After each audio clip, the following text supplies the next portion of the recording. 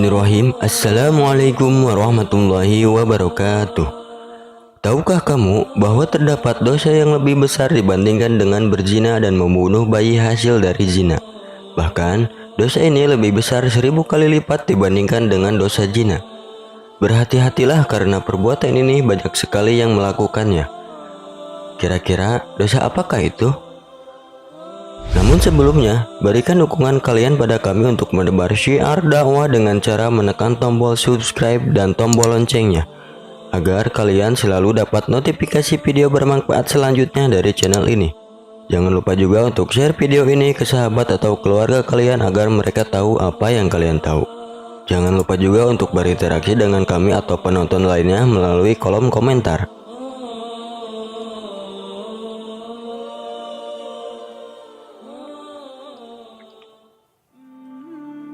Dikisahkan pada suatu senja yang lenggang di zaman Nabi Musa alaihissalam, terlihat seorang wanita berjalan terhuyung-hayang. Pakaiannya yang serba hitam menandakan bahwa ia berada dalam duka cita yang mencekam. Tudung kepalanya menangkup rapat hampir seluruh wajahnya tanpa hias muka atau perhiasan menempel di tubuhnya. Kulit yang bersih, badan yang ramping, dan roman mukanya yang ayu tidak dapat menghapus kesan kepedihan yang telah meroyak hidupnya. Ia melangkah terseret-seret mendekati kediaman Nabi Musa alaihissalam.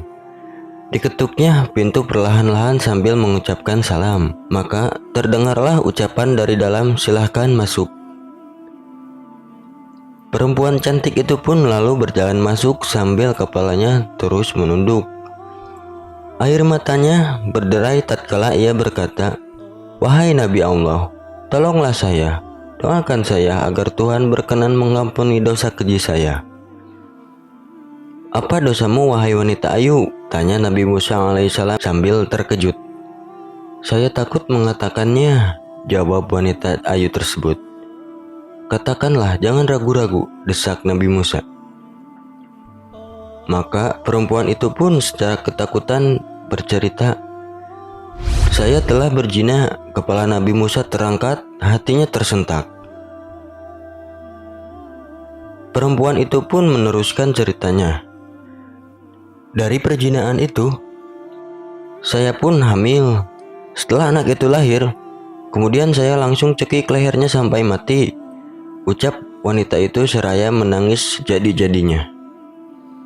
Mata Nabi Musa pun berapi-api. Dengan muka berang, ia menghardik, "Perempuan celaka, pergi kamu dari sini, agar siksa Allah tidak jatuh ke dalam rumahku karena perbuatanmu. Pergi!" teriak Nabi Musa sambil memalingkan muka karena jijik. Perempuan berwajah ayu dengan hati bagaikan kaca membentur batu yang hancur luluh lantah segera bangkit dan melangkah surut. Dia menangis terangguk-angguk dan keluar dari dalam rumah Nabi Musa. Ratap tangisnya amat memilukan. Ia tak tahu harus kemana lagi hendak mengadu. Bahkan dia tak tahu kemanakah kakinya akan melangkah. Bila seorang nabi saja menolaknya, bagaimana pula manusia lain bakal menerimanya? Terbayang olehnya betapa besar dosanya, betapa jahat perbuatannya. Setelah wanita ayu keluar dari rumah Nabi Musa, malaikat Jibril turun mendatangi Nabi Musa. Sang Rohul Amin Jibril lalu bertanya, "Mengapa engkau menolak seorang wanita yang hendak bertobat dari dosanya? Tidakkah engkau tahu dosa yang lebih besar daripadanya?" Nabi Musa pun terperanjat. Dosa apakah yang lebih besar dari kekejian wanita pezina dan pembunuh itu? Maka Nabi Musa dengan penuh rasa ingin tahu bertanya kepada Jibril, "Betulkah ada dosa yang lebih besar daripada perempuan yang hina itu?" "Ada," jawab Jibril dengan tegas. "Dosa apakah itu?" tanya Musa yang kian keliru. "Orang yang meninggalkan sholat dengan sengaja dan tanpa menyesal," jawab Jibril. "Orang itu dosanya lebih besar daripada 1000 kali berzina," lanjut Jibril. Mendengar penjelasan ini, Nabi Musa kemudian memanggil wanita tadi untuk menghadap kembali kepadanya. ia mengangkat tangan dengan khusyuk untuk memohon ampunan kepada Allah Subhanahu wa taala untuk perempuan tersebut. Nabi Musa menyadari orang yang meninggalkan sholat dengan sengaja dan tanpa penyesalan adalah sama saja seperti berpendapat bahwa sholat tersebut tidak wajib dan tidak perlu atas dirinya.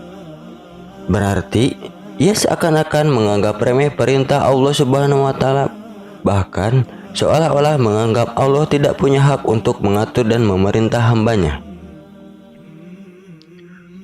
Sedangkan orang yang bertobat dan menyesali dosanya dengan sungguh-sungguh berarti masih mempunyai iman di dadanya dan yakin bahwa Allah itu ada.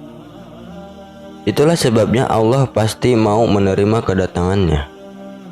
Dalam sebuah hadis, Nabi SAW menyebutkan bahwa orang yang meninggalkan sholat lebih besar dosanya dibandingkan dengan orang yang membakar 70 buah Al-Quran, membunuh 70 nabi, dan bersetubuh dengan ibunya di dalam Ka'bah. Ibnu Qayyim rahimahullah mengatakan, kaum muslimin bersepakat bahwa meninggalkan sholat 5 waktu dengan sengaja adalah dosa yang paling besar dan dosanya lebih besar daripada dosa membunuh, merampas harta orang lain, berzina, mencuri, dan minum minuman keras. Orang yang meninggalkannya akan mendapatkan hukuman dan kemurkaan Allah Subhanahu wa taala serta mendapatkan kehinaan di dunia dan di akhirat kelak. Dari riwayat yang lain diterangkan bagaimana kejamnya siksaan bagi mereka yang meninggalkan sholat. Ibnu Abbas radhiyallahu anhu berkata, jika langit sudah terbuka, maka malaikat akan datang dengan membawa rantai sepanjang 7 hasta. Rantai tersebut akan digantungkan kepada orang yang tidak melaksanakan sholat. Kemudian dimasukkan ke dalam mulutnya dan akan dikeluarkan dalam duburnya. Kemudian malaikat mengumumkan, ini adalah balasan orang yang menyepelekan perintah Allah.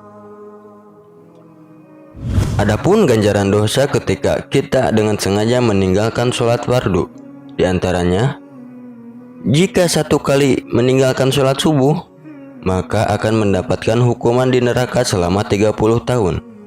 Sedangkan 1 hari di neraka sama dengan 60 tahun di dunia. Maka artinya 1 kali dengan sengaja meninggalkan sholat subuh, maka bersiaplah untuk menerima siksa di neraka selama 60 tahun lamanya.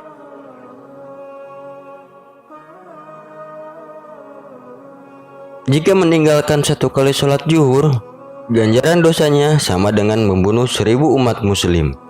Jika meninggalkan 1 kali sholat asyar, sama dengan dosanya meruntuhkan Ka'bah. Jika meninggalkan 1 kali sholat maghrib, sama dengan dosa berzina dengan ibunya apabila laki-laki, atau berzina dengan ayahnya jika ia perempuan. Jika meninggalkan 1 kali sholat isya, maka ia tidak akan diridhoi Allah Subhanahu wa taala untuk tinggal di bumi dan akan didesak mencari bumi atau tempat tinggal yang lain.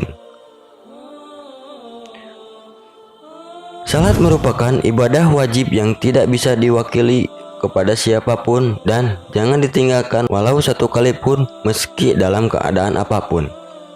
Semoga kita menjadi orang-orang yang senantiasa mendirikan salat, melaksanakannya tepat waktu, serta mampu mengajak keluarga lainnya untuk sholat tepat waktu dengan istiqomah. Wallahu a'lam bishawab. Wassalamualaikum warahmatullahi wabarakatuh.